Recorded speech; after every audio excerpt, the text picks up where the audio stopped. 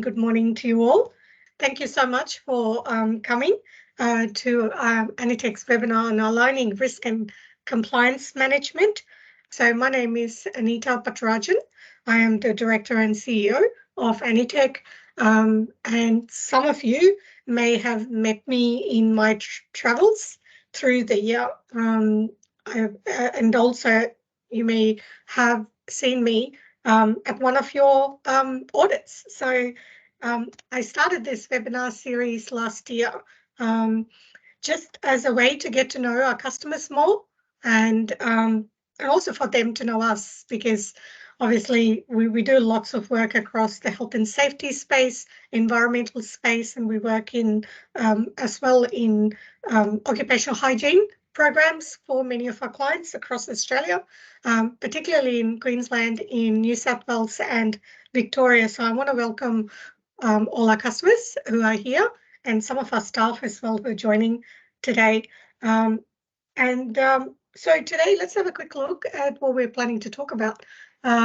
So today, I'm going to be talking about defining a little bit of risk management and what compliance means, explaining the relationship between the two, and also how to align risk management and compliance, the benefits of doing that, as well as some strategies for effective integration, and hopefully I can share some of our real world examples as part of this process. Now, I just want to do a couple of quick housekeeping things. If you could keep yourself on mute while I'm talking, and if you have, and we will have a little quick interactive session in between where I'll ask a couple of questions and we can get involved. So it's just going to be a really informal session today. So nothing, so I don't want anyone to worry about anyone going to be put on a spot or there's no exam. It's just a sharing of knowledge, and I really look forward to your insight into this, your experience as well. So without much ado, let's get started.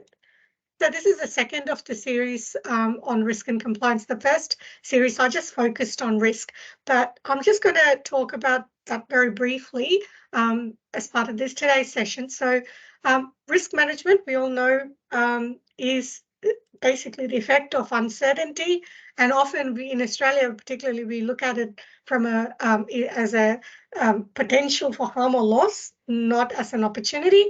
But now the standards talk a lot more about viewing risks as both not only a harm or a loss, but also as an opportunity. So risk management is about identifying, assessing, and mitigating potential risks that could impact an organization.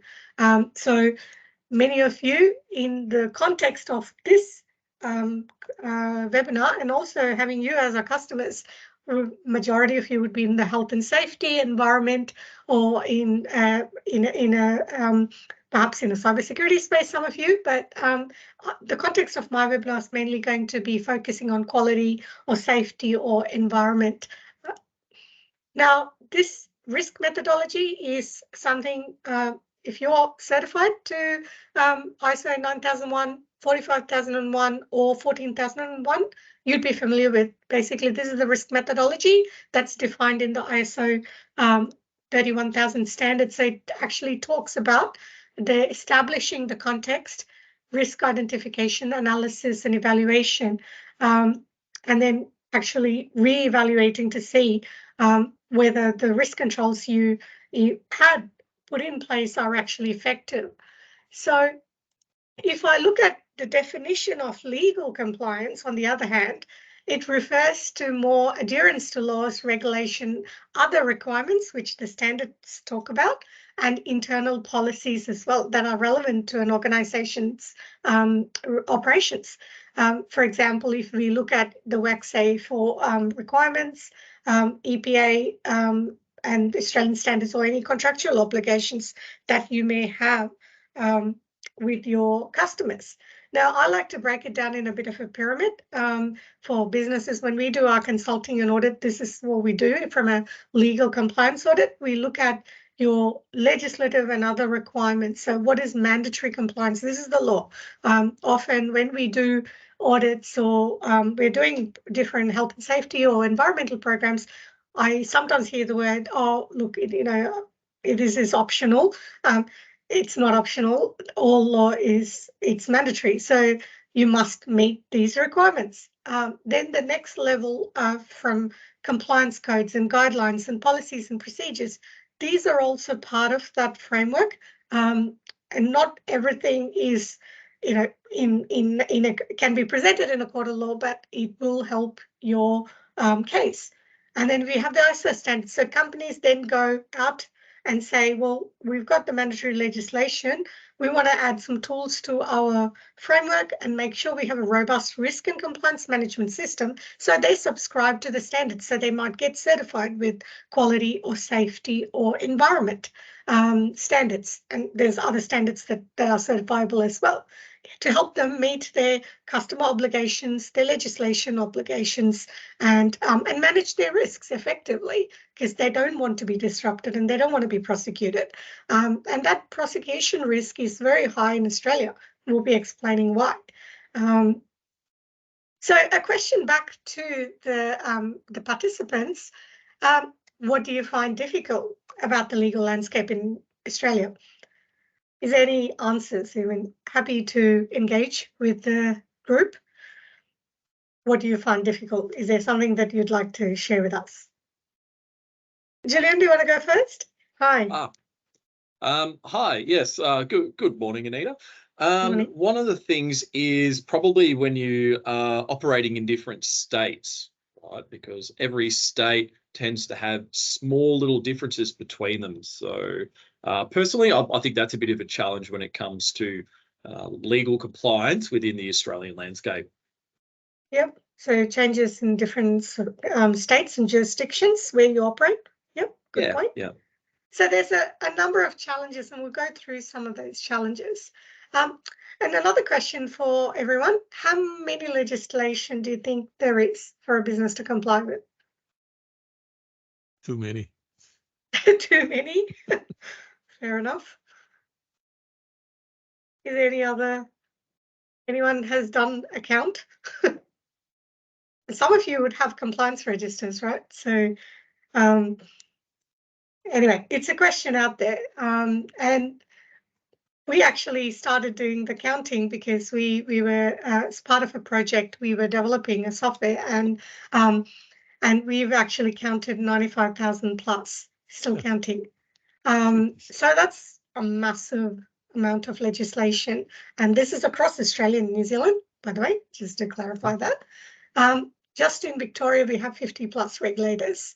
And there's a list, and I'll be giving you a link. If one of you are interested, you could click this link, and there's a whole list on this website of the different regulators that work and that basically, govern the standards and legislation. Our top federal regulators in Australia are the APRA, ASIC, ATO, ACCC, and the Reserve Bank for Australia. So some of our top regulators. Now, when we do audits, often when we are doing compliance audits, we often come across some of these requirements. They may not be strictly in the health and safety domain or the environmental domain, but some of these apply from a quality perspective because there's a similar requirement of legal compliance. And often the one that we review as part of our audits is the Australian Consumer and Competition Commission's regulations and laws.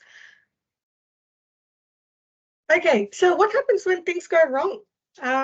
These are some of the latest links. So I'm just going to share these links. So for example, if you want to have a look at it. So WorkSafe recently prosecuted a company and called LH Holding Management, a stonemasonry business. This guy, I think the director was actually on TV last week. And he was fined and convicted $1.3 million, and his business as well, as a result of a fatality for not effectively utilizing his forklift properly and swinging the load while he was traveling on a slope and the whole forklift tilting and crushing a worker. And unfortunately, the young man died, and it's quite a harrowing story. But this is not something that happens as a one-off. So we constantly see stories like this. There's another media release that Comcare released about a event that happened in the Defense Department. They prosecuted Defense Department, and they've been charged with breaching Commonwealth work health and safety laws for failing to manage psychological risks in relation to the death of a worker. And particularly, they, unfortunately, in this instance, the employee died, and in the workplace, which is the worst scenario. And the basic prosecution was under not providing a safe system of work, not providing necessary training for workers, and not actually providing the information necessary to protect all persons from risk to health and safety. So the categories of offences range from 1.5 million for a category 1 to category 2 offence, and category 3 offences of 500K. So, and so on. So these are real life stories, and I'm happy to share this slide with you afterwards, but have a look at it and you'll see some similar businesses. Westpac, for example, was ordered to pay 1.3 billion and penalty. And environment. This is another emerging risk and a liability for potential companies who want to do greenwashing, particularly making claims about sustainability in their workplace and saying their business is sustainable and environmentally friendly and their products and services, but not being able to demonstrate that. And that greenwashing sweep, it's coming. There's going to be more prosecutions around basically companies making misleading claims or certification claims around their environmental or sustainability programs. So I would say this is something that we are starting to look at as part of our audit programs, and saying to companies, do not make misleading statements on your website if you actually do not have a sustainability program and do not have an environmental management system in place. Sometimes there's an interlinking between different departments. That doesn't happen. They don't talk to each other necessarily, and that can also have some risks associated with that. So exploring the relationship between risk and compliance management. So why this can be difficult. Now I asked this question before, and a couple of you responded. So first is the complexity of regulations, and also ever evolving regulations. So obviously there's been so many changes even in the last 6 to 12 months of changes post-COVID to many businesses and how they operate. And also having this number of different regulators, how do you stay on top of all of that, plus the changes, and how do we understand what that actually means to us as a business? Often businesses say to us when we do audits, well, we know we have to comply, but we don't know how, apart from policies and procedures. The policies and procedures are the easy part. I often say that's just defines the controls, but you actually need to understand how that impacts your business. And for that, it requires a deeper understanding of your business operational requirements, and as well as what the legal legislation part's actually asking.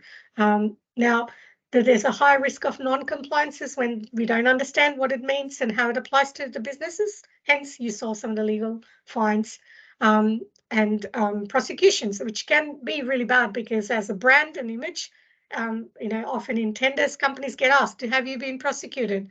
Have you paid? Has there been any fatalities in your company? These are all part of the sometimes the tenders and the questions. So it's just a whole area fraught with danger from a risk and compliance perspective. There's also rapid technology changes now. I think since COVID, and we've all come back to the workplace, you would have seen a flush of platforms and apps coming into play to help companies automate and simplify this whole legal landscape. And also businesses are expanding. They're not just operating in Australia. They might be expanding to New Zealand. And if you are a multi-site global company, you'd probably have operations in other countries. As part of your risk and compliance landscape, you need to meet all those requirements. So effectively, we've described what risk management is, and we've described what compliance is. Now, what we see a lot of times at companies when we do audits and programs is they're not linked. Often you see risk management as the domain of health and safety managers. They're doing risk assessments, and compliance sits under perhaps a compliance team, which is filled with legal professionals. Nothing wrong with that, but I'm just saying, where they don't talk to each other. How does that risk affect that law? And in terms of, and then they don't talk to each other, and it's really important to have effective risk management. Means that you do need to look at your compliance as well, because risk does not sit by itself and compliance is not separate. So you need to be able to combine the efforts. So I'm going to show you a quick example of how we do it, and this is just the knowledge part of the sharing with you. So obviously the benefits are there. I'll just quickly go through this. So of course, more robust understanding of risk awareness. So it's not just doing the risk assessment part, but you're also understanding how risk can become more if you don't comply. Your risk is a function of likelihood and consequence, and the consequences can be high if your legislative compliances are not met. And therefore, there's often a better understanding and better decision making when these are linked. Of course, the business benefits, your role as a health and safety manager or environment manager or operations manager benefits when you understand what you're operating in your area and your role. And some of you, if you're sitting at a corporate level as a CEO, you know exactly what I'm talking about. The data that goes with this is imperative when you're making decisions. So these are some of the tools companies use currently. Look, I'm still seeing lots and lots of Excel spreadsheets. I talked about this in the last webinar. A lot of companies still prefer this because it's easy, it's more visual. But there's other methods out there. So at Anitech, we've taken on this as a problem, and we've actually solved this using Labor, and we are actively promoting that to our customers. But there's other software as well. There's risk and compliance softwares, and number there. You just have to do a Google search and you'll come up with a whole bunch of them. So again, considering automation, the more and more companies are considering automation to solve this problem of how to meet all these legislation. And other companies may have ERP software and GRC software as well. So technology is the way forward. Just to outline that. So if you're still in the Excel world, I would encourage you to talk to us or talk to a professional about automating that soon. Okay, so just coming to the real world example, this is a typical risk management process without a compliance process in it. So if you let's talk about health and safety and environment. If I was a health and safety manager or environment manager, I would in part of my risk framework, I'd be identifying my hazards, for example, a psychosocial hazard or a physical hazard, in relation to manual handling, or a number of other hazards based on the operational areas. And then I'll also be identifying aspects, air, water, energy. So, and our exposure as a business to that. And then we'd be doing a risk assessment, and we would do some risk controls. And often the risk controls would be around policies or procedures. If I was doing compliance management in a silo, this is something we see all the time. A company may identify applicable legislation. So they might put, okay, in Victoria, I need to comply with the Work Health and Safety Act, Occupational Health and Safety Act. We might talk about in New South Wales, I would do the Work Health and Safety Act, and we list everything down. Now, and then we would actually monitor the subscriptions, and we would subscribe ourselves to the different regulatory websites, and we'd be monitoring that. And unfortunately, this is the extent of a lot of companies do. They don't do more than this. But if you're certified, there is another level of requirements, and that comes out, and that gets played out in this little flowchart. This is where and so the standards are actually a great tool to look at to show how to integrate, because it's already there. So this is nothing new that we have discovered. It's already in the standard. It's best practice. So I'm just going to quickly go through one by one. So the first process is, again, nothing new. identify your hazards and aspects in a format that applies to your business and it relates to your operations.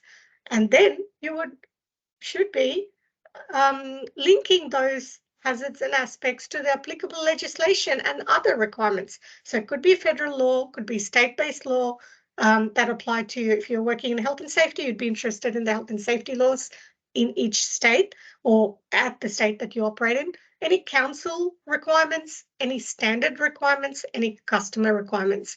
These are just some of the other requirements that I'm talking about. So you'd be linking physically.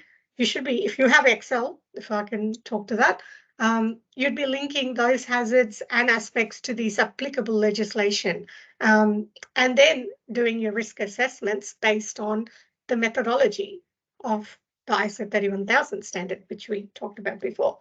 Now, the controls is where the impact comes in, because often this is one of the worst parts of our audit, because when I look at companies and they don't focus on risk controls, they're just doing it and they waste time.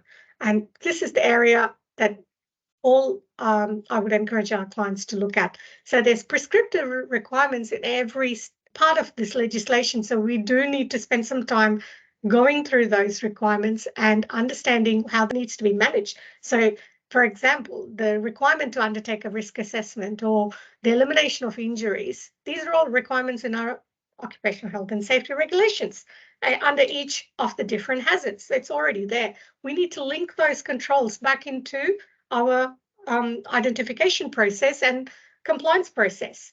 And then once you do that, you basically need to go back and review your standard, because clause 6.1.3, 6.1.4 of the ISO 45000 standard and 14000 standard actually talk about how to actually manage those controls and what is required of those businesses from, actually having an impact on how you control those hazards or aspects. So I would really encourage you to look at the risk controls and talk to your health and safety professionals in your business, or talk to your auditing firm about this, and ask them to check that as part of your external audits. Now, compliance review. Now, again, this comes back to a legal requirement as well as the standard requirement. Conduct a regular audit of your risk and compliance systems in place. Ask the question to yourself, is my risk controls effective?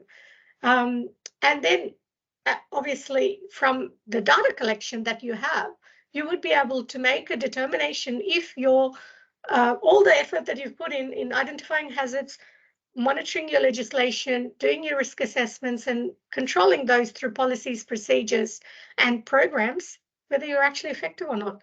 That's the answer that you need to have for your board or your management team, because that's what they're interested in.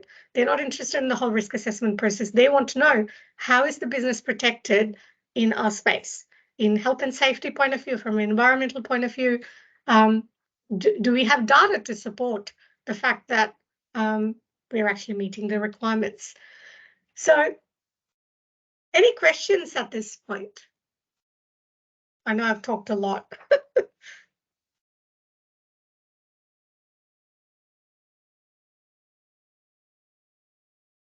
Obviously, it's a lot of information, but is it making sense what I'm saying? Just checking in.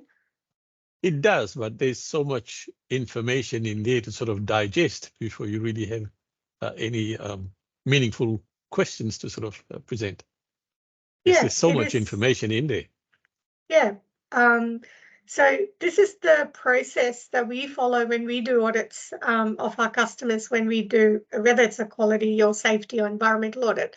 We actually follow through this whole system of checking to see, have they done this process properly in alignment with standards or legislative requirements. I can give you a quick some strategies to effectively do this. Obviously, having a clear communication channel, making sure you have clear communication between your risk teams and compliance teams, and particularly in that, when I mean compliance and risk teams, it's actually operations. So you've got operational teams functioning in different areas. Invest in tools and technology if you can to simplify this task. And this, as I said, there's a number of software out there. Provide training on different aspects of legislation for your senior management team, for yourself. If you need to know more about this, be part of training events. And obviously, even our webinars, we want to educate and foster a culture of compliance. So again, that culture needs to be managed from the top down. So from a senior management, executive leadership, have to drive that that compliance mindset and monitoring. So if you're not sure whether you're safe and whether your business is actually environmentally sustainable, I'd recommend you do a compliance audit. Do an audit and know at least where the gaps are. So then you could work on that as an effective team. If all this information is overwhelming and it's a lot of information about risk controls, and I get that, I would encourage you to do audits. And just to get that baseline understanding of where your organization is at. Again, we're offering some trials for our customers on Lahibo if they want to have a go at it. But beyond that, I'll just go back a page. I just want to ask if there's any questions, because we're 2 minutes out. I don't want to finish this without any questions or any feedback.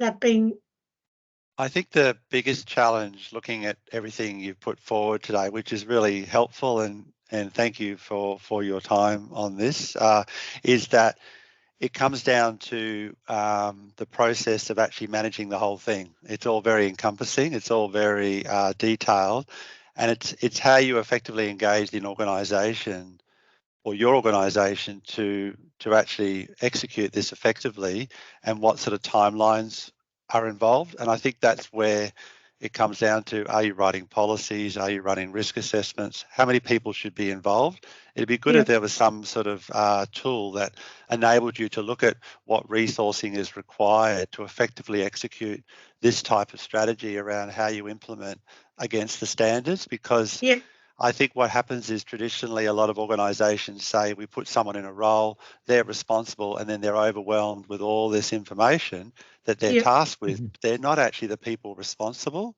I don't know if I'm really asking a question, but I'm just sort of defining that it's how we mitigate the risk by actually being effective across how we implement this across the organisation. And that's probably where I think people struggle in this space, because once you start talking legislation, everyone freaks out and shuts up and goes, I'm not a legal person, I don't know about this. So how do you sort of get people to sort of come on board and go, well, don't be scared by it? How do you find the 95,000 legislation pieces out there? Because it's hard to sort of understand, what do I focus on? And I know there are tools that say you do your risk register and you do your assessments, and that determines what your areas of focus are. But then there's lots of other things going on at the same time, which is sort of creating more challenges for you on what do you focus on, where do you put your energy, and what's the timeline? Does that make sense? Yeah, absolutely. That's a very fair call, and it's something a lot of organizations struggle with. As you said, it's not, I wouldn't say it was a primary responsibility of one role. It's a collective effort across the business. So it's about developing that compliance mindset. And I think each function, that if you work in health and safety or environment, let's say as an example, you can raise the profile of compliance in your space where you're comfortable and you're working, and actually do training for your staff and management, and then actually be at least have a conversation about what this looks like. We often talk to customers where they've actually put whole roles for compliance management. And there's lots, and depending on the type of organization, some companies do effectively resource it separately. But I guess one of the ways I would recommend that businesses actually at least start to have the conversation is perhaps do a baseline review and get to start that whole process. And see where you guys are landing as a business. And that gives more data and actual real life information to then figure out the next steps. But thank you for your insight, William. No worries, thank you. Okay, we're at 11:32. So thank you everyone for your contribution. I do have a question on, I think, but I'm happy to answer that, I think, directly because we're running out of time, unfortunately. But let's chat again. My next webinar is on, because this is a topic that quite a number of businesses have asked me, how do I build a business case for my area for work health and safety project or an environmental program that I want to implement as part of continuous improvement. So I'm going to be talking about how to do that business case in the next webinar, so you can be successful in getting your programs implemented in your organization. Thank you so much. Have a great week. See you soon. Thank you very much for your presentation as well, Anita. Very helpful, very informative much. session. Thank you. Thank you. Bye. Bye. Bye for now. Thank you, Anita.